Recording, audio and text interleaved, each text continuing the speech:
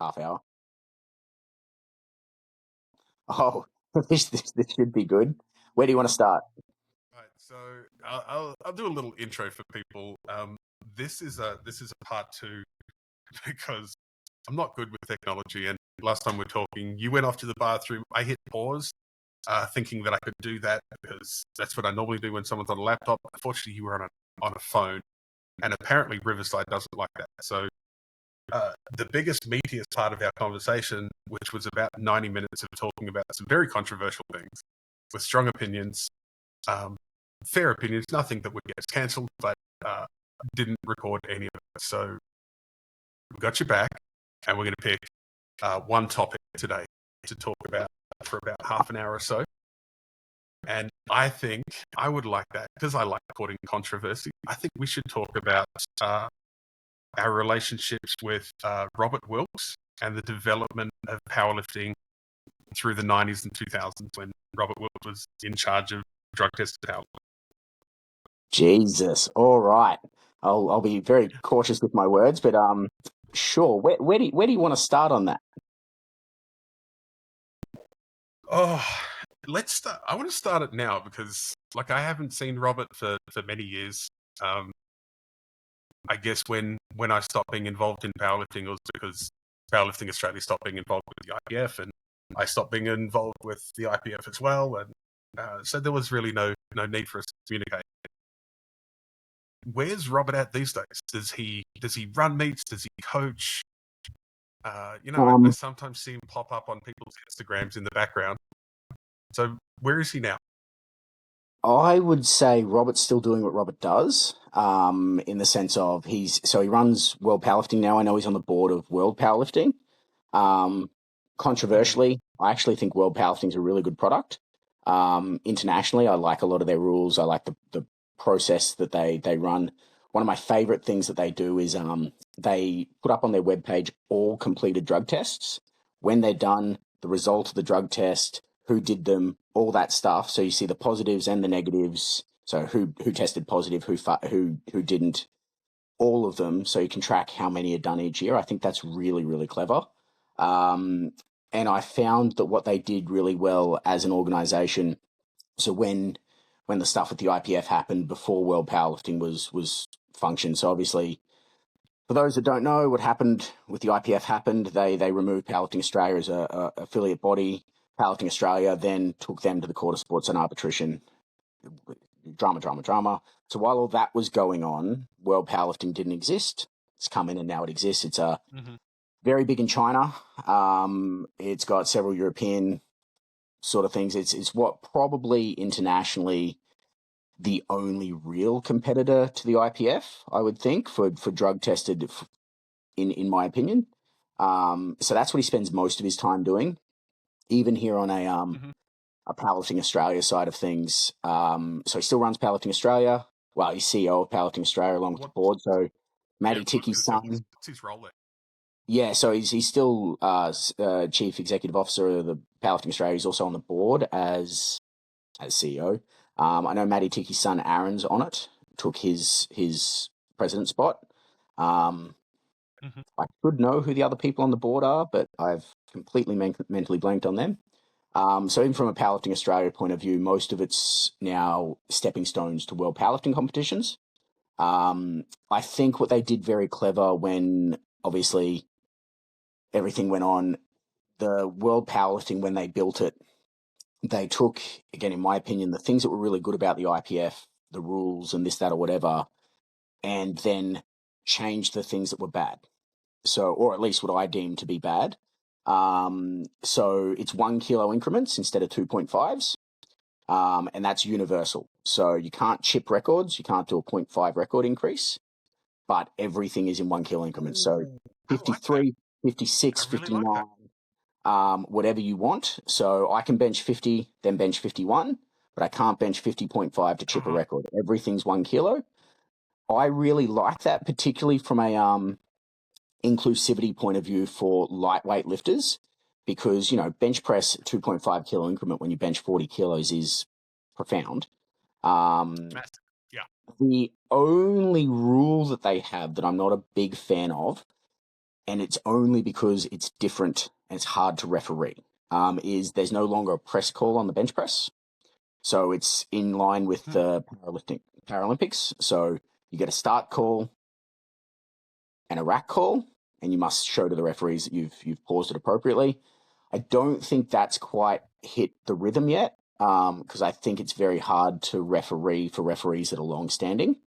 But I can see why they've done that, and it's not that hard to work around in the sense of coaching.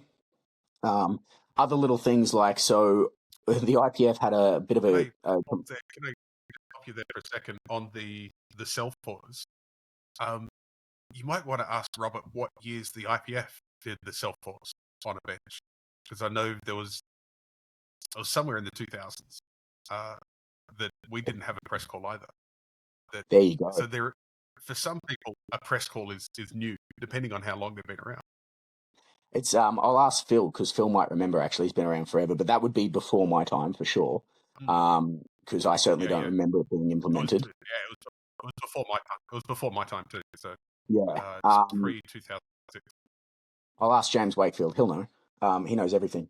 There you go. Yeah. That in a good way, I should say. He's always willing to give information if he has access to it. And if he doesn't, he takes it. He goes, "Oh, I don't know," and then finds out. So, but the other thing, couple of little things they did was like, so I remember there was like some of the girls in the IPF were complaining that men are allowed to take their shirts off for the deadlifts. Why can't women? That's a fair complaint, modern day equality, all that stuff. The IPF changed the rules to make men put their shirts back on. Well, that was ridiculous. So World Powerlifting on the other side let girls take their shirt off. Threatened with Sorry, you go. Sorry for talking over top of you. That's Sweden were threatened with expulsion from the IPF over the t-shirts. I remember that, and that's what kicked it all off. And there was this big thing, years ago. But yeah, so World Powerlifting just went, girls take your shirt off. It's fine as long as, things that are considered indecent are covered. It's what's the problem. And little things like that, I find them to be a bit more progressive.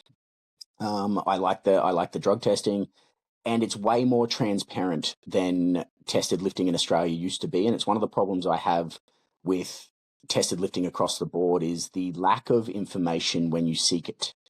They'll say that this is the way it is, and that you've just got to trust the checks and balances. And I don't usually. So the idea that it's all there and you can see it consistent. On a local level, there's not powerlifting's so more segregated than it's ever been.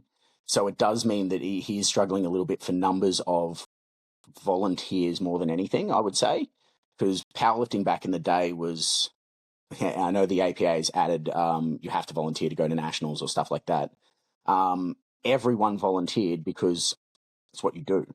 Now people that don't like to volunteer choose not to, because if you chuck up a stink, they just fuck off somewhere else, right? So it's hard to get good quality volunteers to run these events because they're so spread out.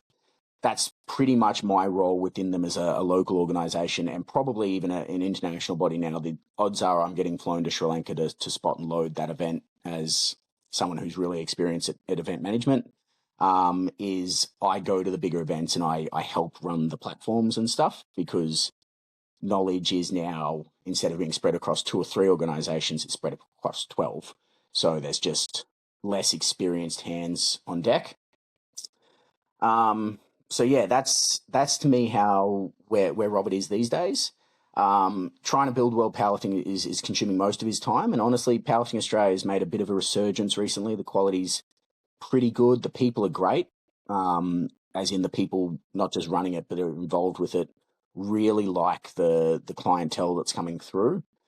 I would say, without looking at the information, I'd need all the data in front of me, which is impossible to get because some organizations claim they're volunteers as members and whatever, so it's hard to know where it all is. I would say they probably have the majority of the masters competing for them. Whether or not that's just that's the other thing they do that I really like. Yeah. There's the other thing I really like is they do 5-year age brackets. So 40 to 45, 45 to 50, 50 to 55 instead of the 10-year bracket, which is really enticing the Mm-hmm. masters because, as I'm sure you know, there's a big difference between a 40-year-old and a 50-year-old, or can be, certainly a 50 to 60-year-old. So the idea that the year I turned 59, I'm competing against someone that's just turned 50 is a bit of a turn-off for some of the masters. So I think the 5-year age brackets is a good call as well. It does lead a little bit to Well, does it? everyone gets a medal, but sorry. Capo do, Capo does that too, don't they? Yeah, I know USAPL trialed it. They trialed it in Yeah. Australia. But I think, does APL as well? I don't know enough about the masters in those federations to comment, but I like the 5-year age bracket. So yeah, I'd say it's got probably the majority of the masters base. I could be wrong, but from what I see is really big masters turnouts. Um, Looks like there's a pretty big interest in sort of the subcontinent with world powerlifting as well. So India, Sri Lanka, stuff like that coming online, and it's huge in China. So there's lots of numbers. It's just not numbers in traditionally IPF heavy places. Hmm.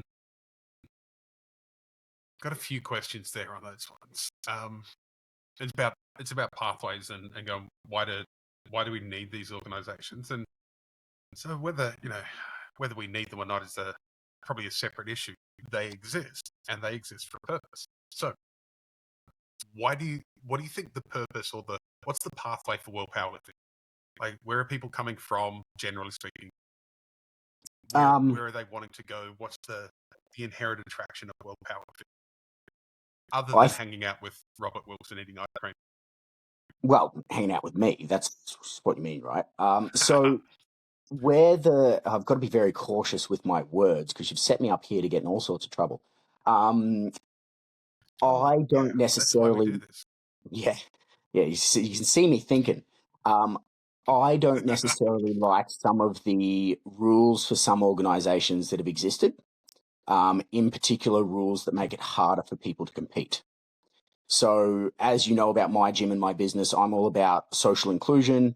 Part of social inclusion is low socioeconomical people and environments, and there is an inherent issue with powerlifting that it is challenging to get started in the sense of finances, or it can be. Mhm. So although it's not as expensive every year as say soccer, it does come with what people never think about is you've got to have a gym, or you've got to have gym equipment, you've got to have a coach, or whatever. Those are costs that continue.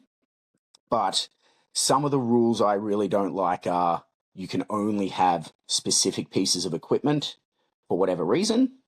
That annoys me because they might be $200 more, right? So that's a hurdle for some of my people. Yep. Um, there's other issues in there as well that I find unnecessarily convoluted for people who just want to lift some weight for fun. But also, there's a lot of people that really want to push for drug tested sport. So the idea that there is an alternative to some of the other pathways that is legitimately tested, that has cheaper overheads to begin with, easy access, that to me is the selling point, and that's why we like it, because it's simplistic powerlifting. Powerlifting doesn't need to be it shouldn't be a complicated thing. It is how much weight sits on a bar. Can you do this to that? Great. And the idea that it's more than that, or there's large amounts of paperwork or membership forms or whatever, just seems extra.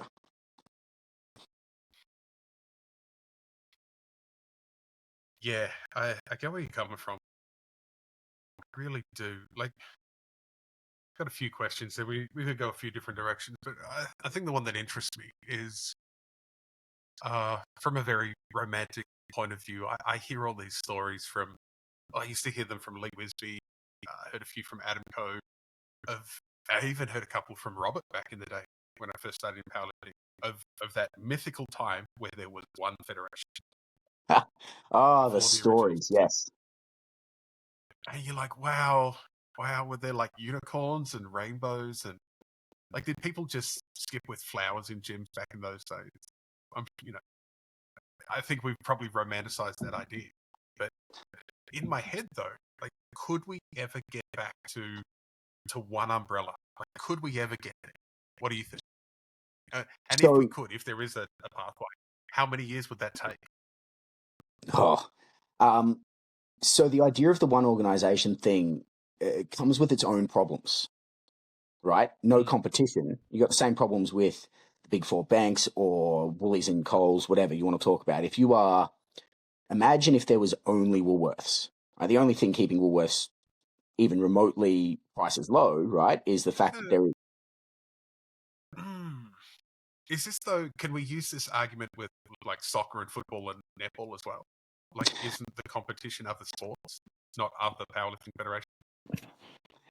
Is it though? So more in the sense of even so those sports are big enough that within them there's like subcategories. So you've got, you know, what I'd love to see is very similar to the way that soccer is structured. There's social soccer, and that's run by this umbrella, and then there's this, and then there's this, right? So imagine if we had one organization that had social powerlifting. How good would that be, right? Sorry, Right. my wife Yeah. just walked in the room. So imagine that instead of Yeah. having these high-end equipment, but then you go up to the next level and you've got whatever. So because you've got that, without having an alternative, right, then the people, the powers that be, can do whatever they want. And if you go back far enough in those stories, there's usually the mythical one powerlifting organization had its own problems, right? So, and those problems were usually, well, if you don't like that, don't play with us. And that is the same with anything, right? You need to have alternative pathways for alternative people. At least that's my thought. I think because of the way the gym structures are laid out and the fact that powerlifting, people have now found a way to coach, run gyms and make money from it. I think the only way to ever look at uniting, I think APL's on the right move there in the sense of there is drug tested and there is untested powerlifting. They compete on the same platform, two different divisions or two different days. You all merge together. I think that's probably the play. The problem with that, though, is that then you, like Clean Sports Australia and stuff like that, will go, yeah, but we shouldn't be entertaining that idea because drugs are bad. So whether or not you agree with That's that, the bit so that I you want go. to bring up. Yeah, Yeah, go. that's the bit that bit about being beholden to external organisations, like Yeah, having to I meet think, the Clean Sports Australia or SIA or the government or whatever. Like that's where every time I've talked about this in 20 years, I think that's where we get stuck. well, it's also a funding idea, right? Like, so if you're the only organization or whatever, there's money from the government to push you to whatever area. Because there's so many, basically you need to go, which one is going to be the boss? Which one's going to be the big one? Which one can we push? So as a fringe, it's always really frustrated me in powerlifting because we're a fringe sport. The idea that anyone thinks anything more than that is ridiculous. Soccer has, I did look it up, it's like 1.2 million active members or something in Australia. Best I can work out of powerlifting active people is about 2,000, 2,500, whatever. Okay. So the numbers are Is tiny. that across all federations? The best that I can do, because the hard thing with the federations, what you've got to look at is that's however many people are registered or whatever, but some register their volunteers, some register their athletes, some are registered across two different organizations. There would be a way to extract all that, but I mean, if someone's got the actual information, message me or you and let us know because it could be more. Either way, it ain't I'd love 50,000 to know. people. I'd love to know. Yeah. Yeah, I'd love to know as well. And again, James No Wakefield's the shit. guy they'll probably know. But it's not 1.2 million people. Sorry, you go. Yeah. That so I just hear those numbers, right? And to think, to think that we're still competing for the 2000. Go, is that really working as well? Like, could we could we come up with more collaborative strategies that 2,000, if 2,000 turns into 10,000, then together we've got a bit of pulling power, maybe. But But you it's see, those sort of participation. It's like we're not quite fringe of fringe. That would be kettlebell sport, but we're getting close. We're out there. and the thing with that though is why it annoys me so much that there's 10 different organizations, right? That's now 4, 7, 8, 1,100, 1,600, whatever an organization. Imagine if all those people together were just like, hey man, want to be friends? And suddenly you've got a group, and then that group builds and builds, and now you've got numbers. But it's because, and I think what it is the classic, I'll take my ball and I'll go home, is something happens in one of those organizations that you're with. Powerlifting attracts people with a little bit of a spicy brain. You have an argument with someone, you disagree with someone, whatever, and you go, well, instead of getting to the top of it, I'm going to leave and I'm going to go do my own thing. Another organization, you take your friends, pulling power gets pulled out. So I don't think it'll ever come back to one organization. I think there's a chance it will reduce in how many. And I think there's a couple of people, like Capo's made huge resurgence. So there's a couple of organizations that are doing really genuinely wonderful things for the sport. I think there's a lot of those organizations that are looking at it with my sort of eyes. And I think what's helped with that is 20 years ago, people that were powerlifting coaching were football coaches that did it on the side, or, PE teachers that had an interest in weights. Now you've got, that's what I do. I'm a powerlifting coach and I run a gym. And that is, you've got these people that their boots are on the ground all the time and their income's around it. So they're looking at it as, how can we grow? And the way to grow is to make it easier to access and more inclusive to get different demographics of people. So be that people with disabilities, people with disabilities, people with less money, people that do live rural, that can't, get to events, this, that, whatever. How do we access them? And then you grow the sport from the ground up instead of, look at all these elite, amazing people doing 400 kilos. Isn't that awesome? Let's focus on Barbara, who's fighting Parkinson's and squatting 40 kilos, because there's 10,000 of them, but there's only 3 you. So if everyone's like, and that's what I think the sport always does wrong, is they're like, wow, look at Nathan Baxter, he's amazing. Yeah, he fucking is amazing. He's, the 1% of the 1%. That's not what most people are ever going to be or even want to be. But you know what? Barbara, who used to not be able to walk upstairs, started strength training, and now she can. There's lots of her. So let's publicize that and let's go that route.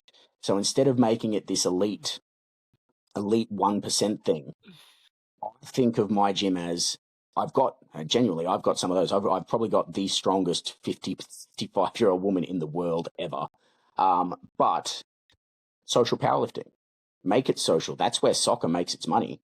From the 40,000 people that play on Wednesday night with their buddies in League 7, that's where the numbers come from. Those people then watch the 1% perform. That's where the revenue stream builds from for the sponsorships, sport. But no one ever thinks about that, or at least no one ever at the top seems to think about that.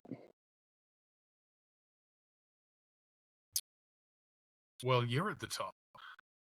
Right? Not yet. One of the people up there. One day, maybe. We'll see. So what's your role? What's your role with Powerlifting Australia and World Powerlifting? And oh, geez, isn't that the question? So you mentioned this on the podcast the other day. I am the youth executive. So I still run the schools bench press championships. So I changed the way that was run. Oh yeah, that's right.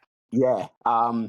So one of the main things, came up because of Paul Story, where he first started. Yeah. So what I actually did was I changed the way it was run. So now the winning school, instead of getting money, I suggested the winning school can either pick from equipment for powerlifting, so like a quality barbell or something.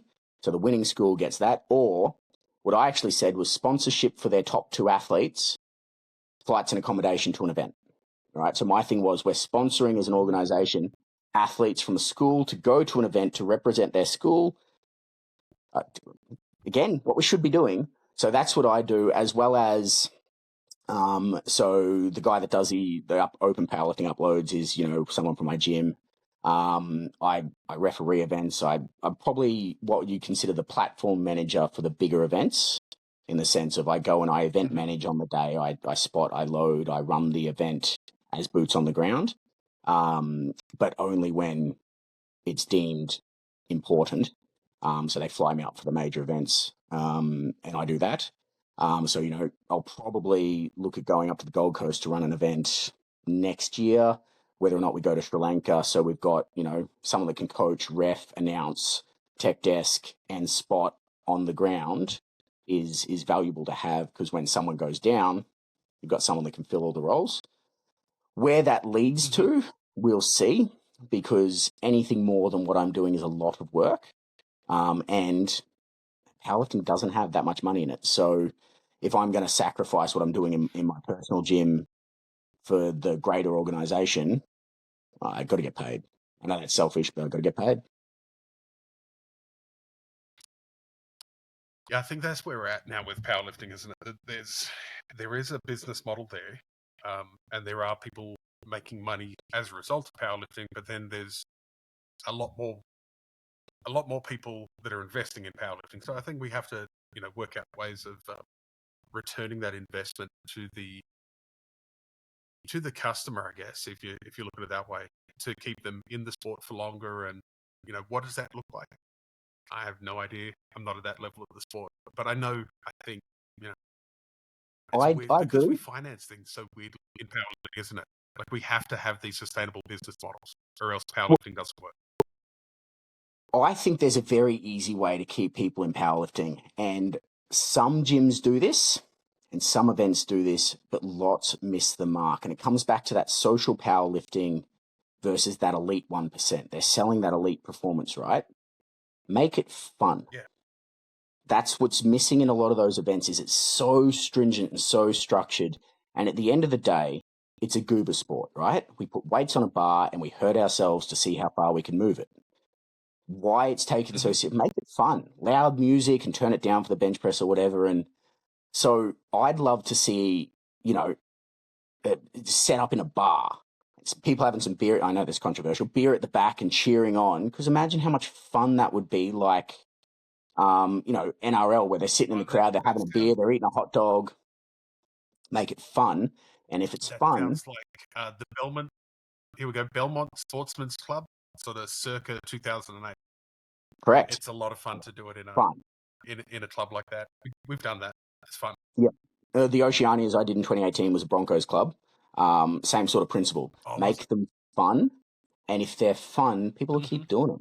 And I think that's what's been lost. And it's been lost by that gatekeeping of super intensive rules and regulations that I kind of get, because an area of social media is, people sharing things without permission, or, if you're going to have drug-free sport, you really shouldn't have alcohol involved. And let's bring betting into powerlifting.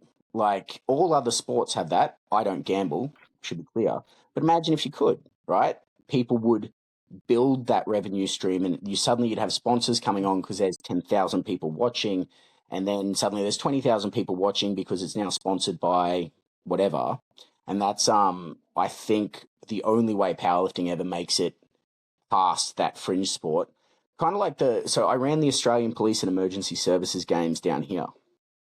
Australasian, actually. It was a really fun event. Took out this big warehouse in over the Hobart waterfront. It's called PW1. It's not a warehouse. It's like an entertainment centre. And we did powerlifting in the back, beautiful, overlooking the water. But we did strongman out the front. Strongman is fun, and it's fun to watch because it's relatable. You pull trucks, you do whatever. This huge crowd in the Salamanca markets watching strongman. No one came to watch the powerlifting. No one. Like, people that like powerlifting watched powerlifting. And that is the hurdle that you've got to break through, is no one knows how hard a 200 kilo bench press is if they haven't bench press. But everyone knows how hard it is to pull a truck. Right? So it's relating to the crowd. You see, like weightlifting, 140 kilos over your head. That's hard. I know that. You know that without doing it. But no one looks at, this huge muscly man benching whatever, and they're like, that doesn't look that hard. So I think converting that to make it fun, so there's other things that they're enjoying instead of just this up-down announcer says, oh, that looks good. Let's make it fun. It's like to some of those Russian events with, fireworks and stuff. Draws a crowd. Mm-hmm. I think that's what I liked about the Arnold Classic in Columbus, Ohio. It was a lot like that. It was the music, the lighting, the atmosphere, all of those fun stuff. And I'll also point out that it's much easier for crowds to identify with super heavyweight powerlifters, which is for whatever it is, but the sessions where the bar starts bending. I think in talking to people that have come watch, I think that's what the public understands. If that bar's bending, oh my God, that must be heavy. Yeah. I don't think the general public ever understands how cool it is to watch a lightweight lifter do what they do. Like you have to have some knowledge of the sport to appreciate it. So the very first event I ever saw was the Melbourne Fitness Expo that you were at. Robert Wilks, sent him an email. I said, I want to get in powerlifting. What do I do? And he's like, have you ever seen it? And I'm like, no, but I'm interested. He's like, can you get to Melbourne? I'll get you tickets to this event. Meet everybody. Flew in, free tickets, introduced me to you guys, all the powerlifters. It was amazing. So he didn't need to do that. Someone's interested in the sport. If you put a little bit of effort, I'll help you out. So I met everyone. I watched Ray Williams squat. I'm pretty sure it was you, yeah. So I watched Ray Williams. Right, cool. I mean, you met a tiny little fanboy that was like, hi, sir. And I would have been 18. Hi, big person. Yeah. Well, I watched Ray Williams squat 413 for a world record, and I was like, holy shit, right? But then I was announcing, and this just goes to show how cool my career was. That was the day that I came back and I opened my ABN after that trip, and I opened my gym 9 months later. It's what I was going to do. I'm going to powerlift, right? So I was announcing at the Melbourne Fitness Expo this year just gone. And as I'm talking to the crowd, bye baby. As I was talking to the crowd, I was like, most of you guys will not appreciate how incredibly impressive this is. But for you, you people that really enjoy powerlifting, watching Naruan guys bench 140 kilos, but they're weighing 64, right? That's huge. Unbelievable stuff you're watching. It's 140 kilos. Big dude in the back's like, I ain't bench that. And that's the thing that I think is missed. I really like lightweight female powerlifting. I think it's the most competitive. I think it's the most impressive. I mean, Liz Craven, anytime she lifts, I'm like, wow, because she's tiny. It's like, how are you doing that? Yeah. And I think that's where it's lost as well. So things like big dogs, where the big guys are doing those phenomenal weights, are incredible to watch. But I think it's more impressive because you expect a big guy to be strong. I think it's that tiny little blonde girl that's 52 kilos that goes out and squats 3 times body weight, and you're like, wow. But explaining the difference between sheer strength and relative strength is very, very hard for people. It's tough for people. That's where a good announcer comes in, to be able to explain to the crowd what the crowd's seeing and put it in relatable terms. Otherwise, you're right, you just miss it. That's why I loved having Jennifer Thompson out here back in 2015, benching at the expo here, and having all of the gym bros sort of stop and watch her. She was in her mid-40s at the time, benching 140 at 63 kilos body weight. And a few times guys would stop and look at the board and go, oh, 140, and go, it must be pounds. And then every time, whoever it was, one of the girls being able to turn around and go, haha, kilos, that's a 3-plate gym bro bench. And that's a soccer mum doing it. There's a photo of Jen Thompson on the wall of my gym because Brian McMaster went to Texas for the Masters Worlds for USAPL or whatever, and his one objective of going over was, I have to meet Jen. That was it. There's a photo of him looking all fanboy, this 85-year-old guy, and she's smiling and flexing. I'm like, she amazing to watch every time, because that is a big bench press for men who are 110 kilos. 120 kilo guys in a normal gym will bench 140 and be like, and she's a third of them. She's the size of my wife, and she's doing it regularly. It's, phenomenal. That's the stuff that I like. And has been able to do it for consistently for 10 years now at those, or longer at those numbers. Like she's 51 or 52 now, and still benching 140. Yeah, it's amazing. You got me for Her another husband, 3 Donovan, minutes, Nathan. probably I want to say Donovan Thompson, probably one of the smartest bench press coaches I've ever met. And he's on Instagram as Jennifer Thompson's husband. Yeah. Gifted ER doctor, really well accomplished, USAPL Hall of Fame, World Bench Press team coach. I think they've won gold once or twice with him as the coach. Like really, really well credentialed, and goes, yeah, I'm Jen Thompson's husband. Nice to meet you. And really plays up on it. But in terms of what I learned from him about bench pressing, I don't think there's anyone else on this planet that would be able to go toe to toe with him on how to teach the bench press and how to get the most out of somebody bench press. He is just brilliant, just amazing. And I mean, that's a massive compliment from you, but also it just goes to show how proud he is of her and how amazing her accomplishments are, because that's a brag. I'm Jen Thompson's husband. Like what is like 11 in a row now? I think she's won national. It's something ridiculous.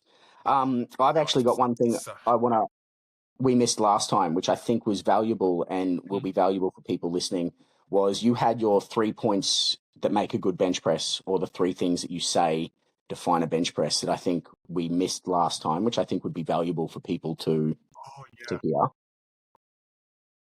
if you can remember. Yeah, it's I need to keep things really simple, but I think simple works. Leonardo da Vinci said, simplicity is the greatest act of sophistication. And so I like to say I'm very sophisticated, so I keep it simple. Benching is speed and volume. So in terms of programming, it's all speed and volume. However, whatever that looks like will change for different people. It's a stability exercise, and it's a throw, not a press. I've actually started Once you understand those 3 things. I've started using throw in my coaching a little bit. So I coach I actually do a lot of drawings about biomechanics and spirals and stuff in my coaching. And I somewhat agree with you. I don't say throw. I say creating space or creating distance. So I'm not pressing the bar. I'm creating distance between me and the bar, right? So I want to get as close to the bar as I can. And you're getting away from the bar. Correct, yeah. So I push myself into the bench, but I'm like, yeah, so I pull myself in to get close, and then I want to get away, and it's way easier for me to push myself away from a heavy weight than to push the weight off me. But one of the things that I try to teach my guys is that powerlifting is not about moving the weight. It isn't. It's not about the barbell at all. It's about moving your body. And if you can move your body the same every time, the bar is... You like that, dude? That's 100%. That's it. And all you're doing is the bar's trying to do what the bar does. That's it. The bar's trying to do what the bar does. It's trying to get to the ground. All you're trying to do is make your body move a direction with bar. That's it. So I think if you can get that simplistic little bit down, you're set for life. It's 100%. And I think that's what, if there's one thing that Australian bench pressers miss, it's that. They're trying to move the bar. I think it's all about the bar, the way the bar moves. It's not a push. You move. It's not a push. It's not a roll of the shoulders. Yeah. It's like a push-up. You don't push the ground away from you. You push yourself away from the ground. So if you're doing that, it'll get a lot easier really quick. Yeah, I had a guy, he was a gymnast. We used to do Brazilian Jiu-Jitsu together, and he would always talk about it in terms of that when he was wrestling with me, that I was the playground. Like, I was the playground equipment, and he would just work off me. Yeah. So I started thinking about the bar. The bar is the playground, and I'm just playing on the bar. Like, I move, the bar doesn't. I move myself, and the bar bar's just going to do what the bar does. Right. So, I'm going to go. Cool, man. Thanks for the chat. Really appreciate it. Let's do it again. I really enjoy it. Thank you so much. Bye-bye.